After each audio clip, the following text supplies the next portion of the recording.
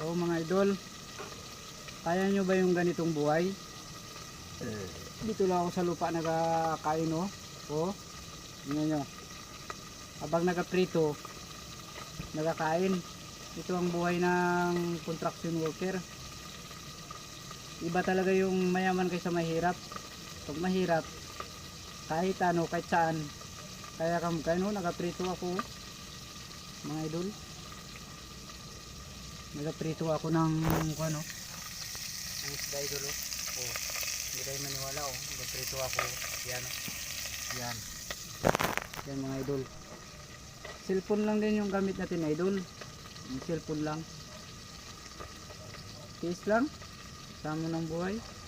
Oh, prito tayo ng isda habang kumakain. Dito sa kalan natin, no. Tingnan natin kalan natin na apoy.